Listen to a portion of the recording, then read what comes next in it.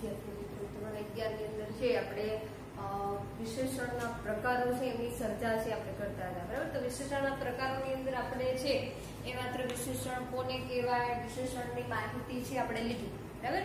તો હાલ છે આપણે શું જોઈશું તો કે વિશેષણના જે વિસ્તૃત પ્રકાર છે, કુલ 6 પ્રકાર છે મેં તમને બતાવ્યા, બરાબર? તો 6 પ્રકાર છે એને વિસ્તૃત રીતે આપણે ભણવાના છે. હવે વિશેષણ છે વિકારી અને અવિકારી બંને હોય છે, મેં તમને એવું પણ કીધું, બરાબર? એટલે હવે તમને ખ્યાલ હશે કે વિકારી કોને કહેવાય, અવિકારી કોને કહેવાય અને વિશેષણ કોને કહેવાય. એટલે તો આપણે સમજવાનું છે કે વિશેષણ કોને કહેવાય.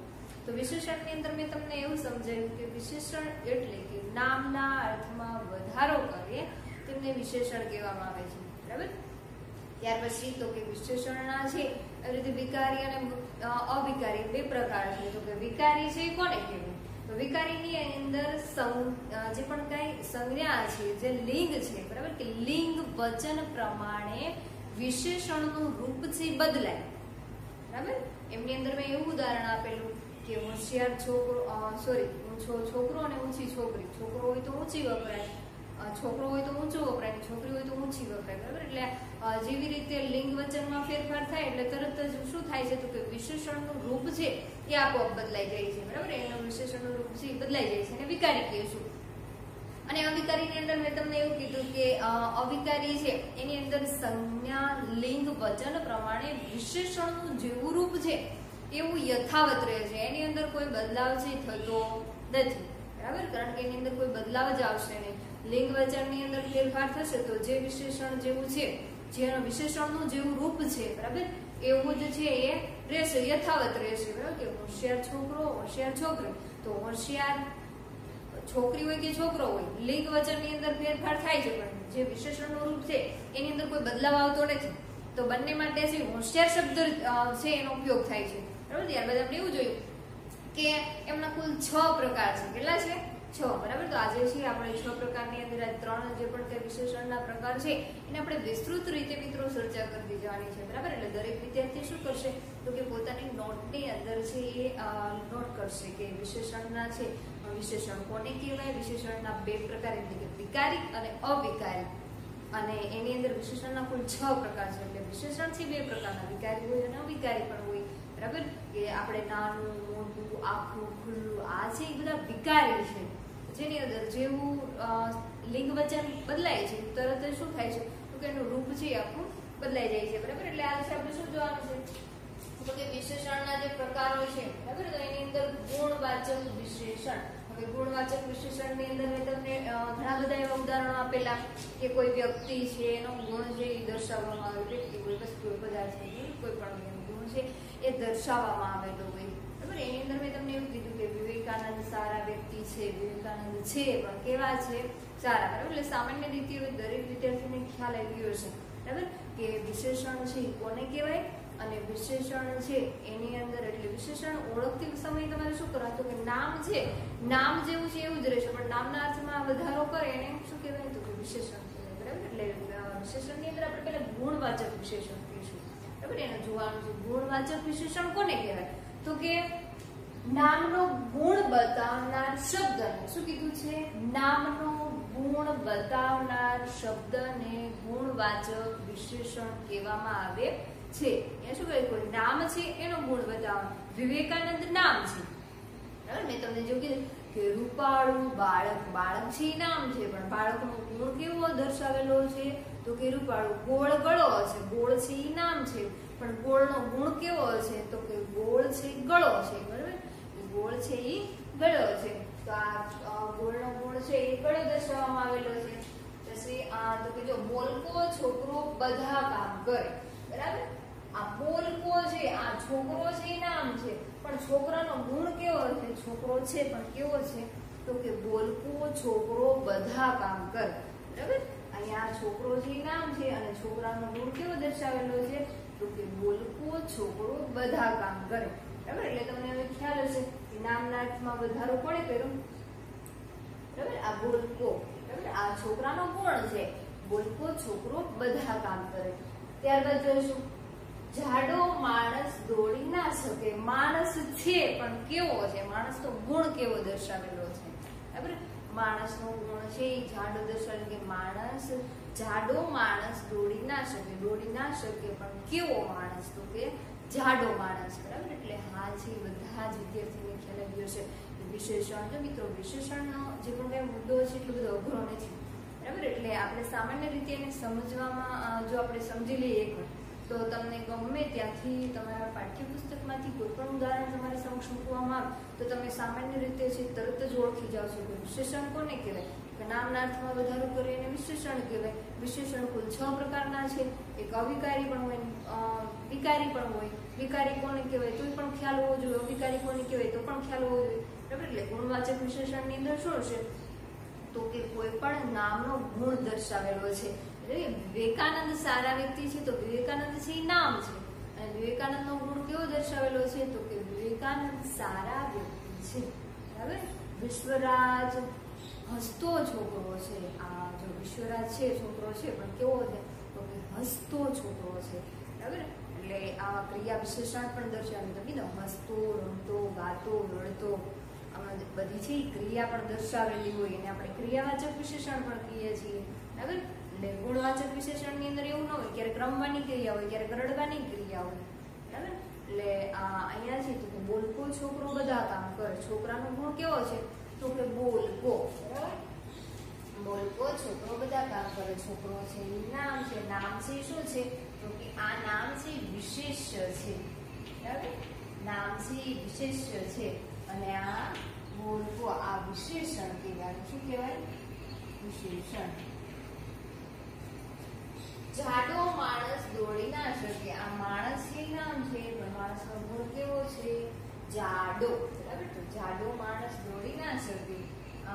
અને એની અંદર શું હશે તો કે ગુણવાચક વિશેષણની અંદર કોઈ વ્યક્તિ હોય, વસ્તુ હોય, એનો પદાર્થ હોય, બરાબર. એનો ગુણ છે દર્શાવેલો હશે અને આપણે ગુણવાચક વિશેષણ તરીકે છે એ ઓળખીએ છીએ, બરાબર. એટલે તમે સામાન્ય રીતે હવે છે ગુણવાચક વિશેષણ કોને કહેવાય તો તમે છે ઓળખી શકો છો. ત્યારબાદ જોઈએ કે પરિમાણવાચક વિશેષણ, બરાબર. પરિમાણવાચકની અંદર મેં તમને એવું કીધું કે પરિમાણવાચકની અંદર કોઈ પણ માપ દર્શાવેલું હશે, કોઈ પણ માપ. આવડું, મોટું, બરાબર.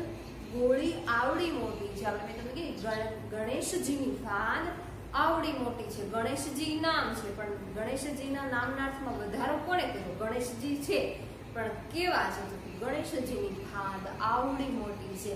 આ આવડું, આટલું, થોડું, અલ્પ, જરા, ઘણું, પુષ્કળ આ બધું છે એક માપ દર્શાવેલ છે, બરાબર. માપ દર્શાવેલું હોય પણ એમાં કેવું હોય તો કે એની અંદર છે એ માત્ર શું કીધું છે કોઈ પણ નામ હોય તો કે નામને માપ દર્શાવેલું છે. માપ દર્શાવે છે એની અંદર તો કે થોડું, ઘણું બધું, બરાબર. ત્યાં તો ઘણા બધા લોકો હતા પણ કેટલા હતા તો કે ઘણા બધા લોકો હતા.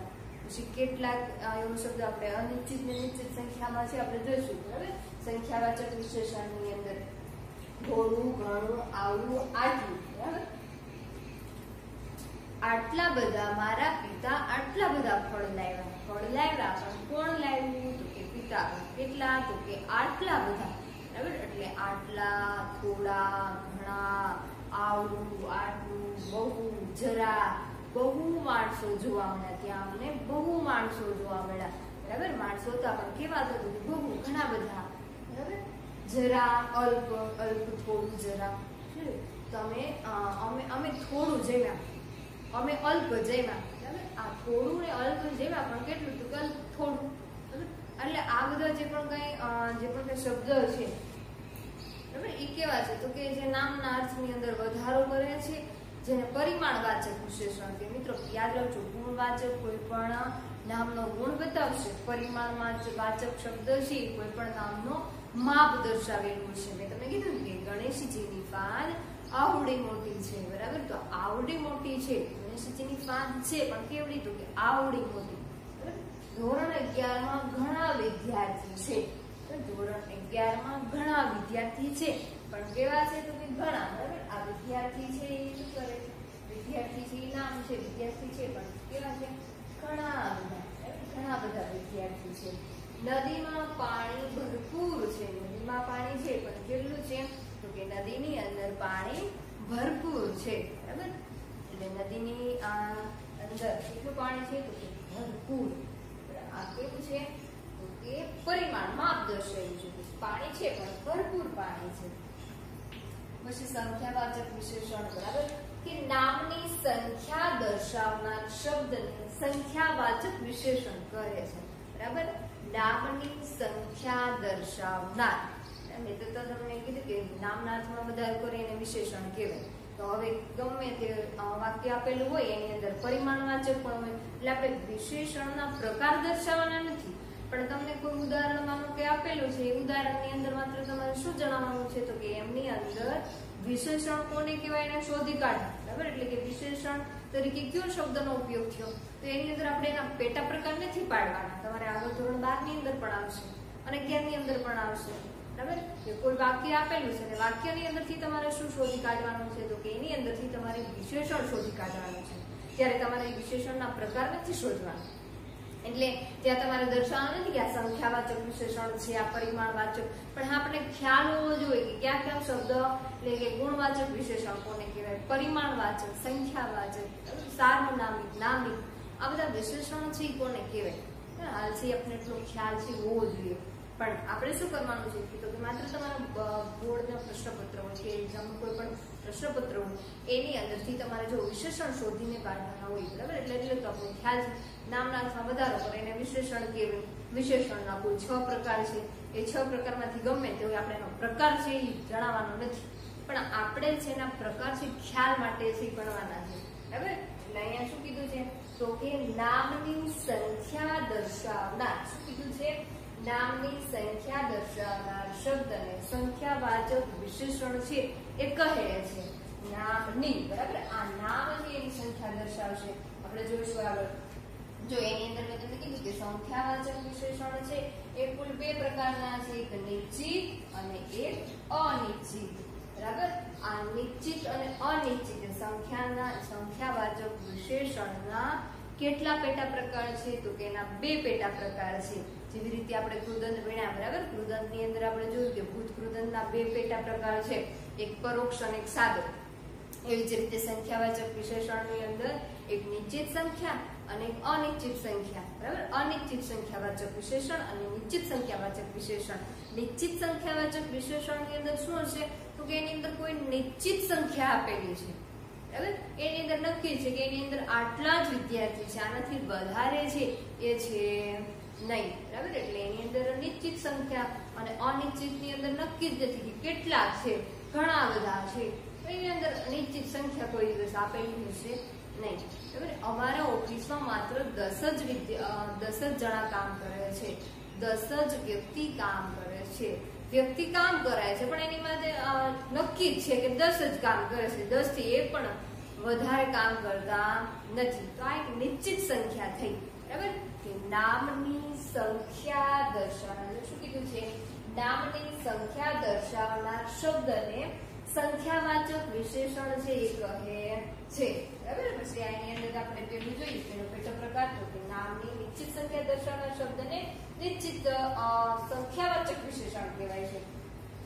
આ ઓફિસમાં 10 કર્મચારી કામ કરે છે. જો આ કર્મચારી છે એ નામ છે, કર્મચારી કામ કરે છે પણ કેટલા તો કે 10 જ. બરાબર, 10 થી વધારે કર્મચારી કામ કરતા નથી. આ ઓફિસમાં 10 કર્મચારી કામ કરે છે. આ નિશ્ચિત સંખ્યા છે કે 10 થી વધારે નહીં, પણ કેટલા તો કે માત્ર 10 જ કર્મચારી કામ કરે છે. બરાબર, એની અંદર જોયું. પછી અનિશ્ચિત સંખ્યાવાચક વિશેષણ તો કે અનિશ્ચિત સંખ્યા તો કે નામની સંખ્યાના જે પણ કઈ નામ છે એની સંખ્યા દર્શાવનાર શબ્દને વિશેષણ તો કહેવાય છે, પણ હવે એની અંદર અનિશ્ચિત સંખ્યા છે. જે નામ છે એની અંદર કોઈ નામના અર્થમાં વધારો કરે છે એને આપણે વિશેષણ છે એવું કીધું. બરાબર, પણ એની અંદર કોઈ નિશ્ચિત સંખ્યા નથી આપી, કોઈ નિશ્ચિત સંખ્યા છે દર્શાવેલી નથી. એની અંદર અનિશ્ચિત છે. આપણે કીધું ને કે માત્ર 10 જ વિદ્યાર્થીઓ, ધોરણ 12 ની અંદર માત્ર 60 જ વિદ્યાર્થી છે. બરાબર, તો આ 60 થી નિશ્ચિત સંખ્યા છે કે 60 થી વધારે છે નહીં. અમે 5 જ વિદ્યાર્થી ફરવા માટે ગયા, અમે 5 જ મિત્રો ફરવા માટે ગયા. તો 5 થી વધારે નહીં, માત્ર 5 જ, બરાબર, 5 જ અમે ગયા. આ 5 એક નિશ્ચિત આંકડો છે. તો એવું પણ કે અમે કેટલાક વિદ્યાર્થીઓ પ્રવાસમાં ગયા હતા, અમે ઘણા બધા મિત્રો ફરવા ગયા હતા, બરાબર. હવે પરિમાણવાચકની અંદર પણ ઘણા બધા આવે છે.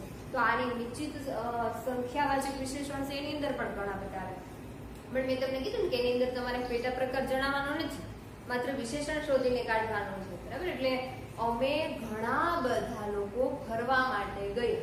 તો આ ઘણા બધા છે એ કોઈ આંકડો નક્કી જ નથી, એની અંદર નક્કી જ નથી કે કેટલા છે, નિશ્ચિત સંખ્યા નથી, એની અંદર અનિશ્ચિત છે. અને નિશ્ચિત સંખ્યાની અંદર કોઈ નિશ્ચિત આંકડો આપેલો છે કે આ ધોરણ 10 ની અંદર એટલા જ વિદ્યાર્થી છે, બરાબર, કે અમારા ઓફિસમાં 10 જ કર્મચારી કામ કરે છે. આ 10 છે એક નિશ્ચિત આંકડો છે. નદીમાં ભરપૂર પાણી આવ્યું, બરાબર, આપણે પરિમાણવાચકમાં જોયું નદીમાં ભરપૂર પાણી આવ્યું છે, બરાબર. તો આમ એક જોઈએ તો પરિમાણવાચક ને અનિશ્ચિત સંખ્યાવાચક જે પણ વિશેષણ છે બે એક થઈ જાય, બરાબર. પણ તમારે એના પેટા પ્રકાર જણાવવાના નથી, એટલે કે એના પ્રકાર તમારે છે એવું નહીં પૂછે કે આમાં કયો વિશેષણનો કયો પ્રકાર છે એ દર્શાવો, બરાબર. એટલે તમારે જે ધોરણ 11 અને 12 પ્રશ્નપત્રોને ધ્યાનમાં રાખીને વાત કરવામાં આવે તો પાઠ્યપુસ્તકમાંથી પાઠમાંથી કોઈ એવો વચ્ચેથી કોઈ શબ્દ છે અને એ શબ્દની અંદર છે વ્યક્તિનો કોઈ ગુણ દર્શાવેલો હોય, કોઈ પરિમાણ એટલે કે માપ દર્શાવેલું હોય, કોઈ સંખ્યા દર્શાવેલી હોય, સાર્વનામિક દર્શાવેલું હોય, બરાબર. તો એની અંદર છે એક માત્ર તમારે વિશેષણ શોધીને લખવાનું છે. એની અંદર તમારે વિશેષણના પ્રકાર શોધીને લખવું એવું તમને કહેવામાં આવશે નહીં, બરાબર. એટલે આપણને સામાન્ય રીતે ખ્યાલ હોવો જોઈએ. હવે અનિશ્ચિત સંખ્યાવાચકની અંદર શું કીધું કે મેળામાં પુષ્કળ લોકો હતા. મેળામાં લોકો હતા પણ પુષ્કળ, ઘણા બધા. પુષ્કળનો અર્થ એવો થાય ને કે ઘણા બધા લોકો હતા.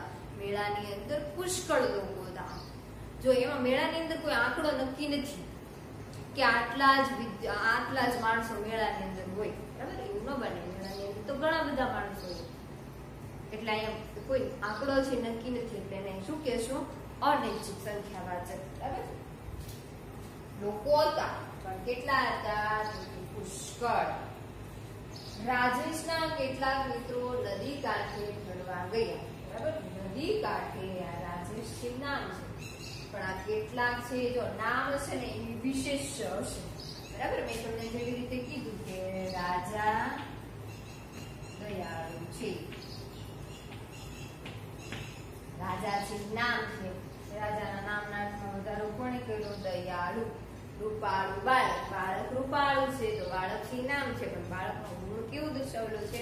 તો કે રૂપાળા. બાળકના નામના અર્થમાં વધારો કોણે કરેલો છે? તો કે રૂપાળુ, બરાબર. આવું તમને કોઈ પણ ઉદાહરણ આપેલું હોય તો તમને ખ્યાલ હોવો જોઈએ કે નામ છે એ વિશેષ છે. નામ છે શું છે? વિશેષ. અને નામના અર્થમાં વધારો કરે એને શું કહેવાય? તો કે વિશેષણ, બરાબર. વિશેષણના કુલ કેટલા પ્રકાર? તો કે 6 પ્રકાર. અનિશ્ચિત સંખ્યાવાચકની અંદર તો કે મેળામાં પુષ્કળ લોકો હતા. રાજેશના કેટલાક મિત્રો નદી કાંઠે ફરવા ગયા. જો રાજેશના કેટલાક મિત્રો, બરાબર. રાજેશ આટલા જ મિત્રો લઈને ગયા એવું નક્કી નથી, અનિશ્ચિત છે. એની અંદર નક્કી નથી કે રાજેશ કેટલા માણસોને લઈને ફરવા ગયા છે, બરાબર. એટલે એની અંદર શું આવેલું? કેટલાક મિત્રો ફરવા ગયા. કેટલાક છે શું છે? કેટલાક છે અનિશ્ચિત સંખ્યા છે. એની અંદર નિશ્ચિત નથી કે આટલા જ મિત્રો છે ફરવા ગયા, બરાબર. એટલે નિશ્ચિત અને અનિશ્ચિતની અંદર તો કે કોઈ આંકડો નક્કી છે કે ધોરણ 12 ની અંદર માત્ર 60 જ વિદ્યાર્થીઓ છે, અમારા ઓફિસમાં માત્ર 10 જ કર્મચારી કામ કરે છે. 10, જો આ 10 છે એ નક્કી આંકડો છે કે 10 થી વધારે એક પણ નહીં, બરાબર. પછી તો કે મેળામાં તો પુષ્કળ લોકો હતા, ઘણા બધા લોકો હતા. તો આ જે પણ કઈ મેળામાં પુષ્કળ લોકો, પુષ્કળ છે જો એની અંદર આંકડો નક્કી નથી છે નહીં, પુષ્કળ લોકો ઘણા બધા છે. તો એની અંદરથી આ પુષ્કળ છે, કેટલાક છે, બધા નામના અર્થમાં વધારે તો કરે પણ કેવા છે? અનિશ્ચિત છે, બરાબર. આપણે નિશ્ચિતની અંદર પણ જોયું. એટલે વિશેષણ છે એની મિત્રો તમારે સામાન્ય રીતે છે, બરાબર. ઘણા વિદ્યાર્થી મિત્રોને જે વિશેષણ શું કહેવાય કદાચ ખ્યાલ ન પણ હોય, બરાબર. એટલે એની અંદર છે તમારે માત્ર એટલું જ યાદ રાખવાનું, નામના અર્થમાં વધારો કરે. વિશેષણ કહેવામાં છે એમાં તમારે ધોરણ 12 અને 11 ની અંદર તમારે એના પેટા પ્રકાર છે જણાવવાના આવશે નહીં, માત્ર તમને કોઈ ઉદાહરણ આપેલું છે ને એ ઉદાહરણમાંથી છે તમારે વિશેષણ શોધીને લખવાનું છે. ધોરણ 12 ની અંદર મિત્રો જેવી રીતે કૃદંત છે 3 પ્રકારે પૂછાય છે ને એવી રીતે વિશેષણ એ પૂછાય. વિશેષણની અંદર શું છે તો કે ખાલી જગ્યામાં યોગ્ય વિશેષણ મૂકો અને વાક્યમાંથી વિશેષણ શોધીને લખો. એ 2 પ્રકારે પૂછાશે. બરાબર. એની અંદર તમારે એના પ્રકાર છે જણાવવાનું કે સંખ્યાવાચક છે, ગુણવાચક છે કે પરિમાણવાચક છે, સાર્વનામિક છે. બરાબર. આવું જે જણાવવાનું રહેશે ને એ 2 રીતે પૂછાશે. નિપાત પણ 2 રીતે પૂછાશે કે વાક્યમાંથી નિપાત શોધીને લખો અને નીચેના ખાલી જગ્યામાં યોગ્ય નિપાત મૂકો. કૃદંત છે 3 પ્રકારે. બરાબર. ધોરણ 12 ની વાત કરવામાં આવે તો એટલે વિશેષણ છે, કૃદંત છે અને નિપાત છે. આપણે 12 ને લક્ષમાં રાખીને ભણવાનું છે. બરાબર. એટલે આ તમારું એક બેઝિક જે પણ કઈ પ્લેટફોર્મ કહીએ બરાબર એને ધ્યાનમાં રાખી અને છે થોડી ઘણી તમારી મહેનત છે વધારવાની છે. વિશેષણ, કૃદંત, નિપાત આ બધું વ્યાકરણનો એવો વિભાગ છે કે તમારે 12મા ની અંદર ખૂબ જ ઉપયોગી બને છે, જેને આપણે આઈએમપી કહીએ. બરાબર. આઈએમપી કહેવાની જરૂર નથી, આમ તો પૂછાય છે. એવો એક પણ ટોપિક નથી કે જે ન આવતો હોય. બરાબર. આ છંદ છે, સમાસ છે આવું તમારે નહીં આવે, પણ આવશે શું કે વિશેષણ છે, કૃદંત છે, સમાનાર્થી છે, વિરુદ્ધાર્થી. વિરુદ્ધાર્થી અને સમાનાર્થી પૂછવાનું કંઈક અલગ જ રીત છે. એની અંદર તમારે જેવી રીતે 10માની અંદર બોર્ડના પેપરની અંદર જે પણ કંઈ મેથડ આવતી નહીં આવે, એની અંદર વિરુદ્ધાર્થી અને સમાનાર્થી પૂછવાની ઢબ છે કંઈક અલગ છે.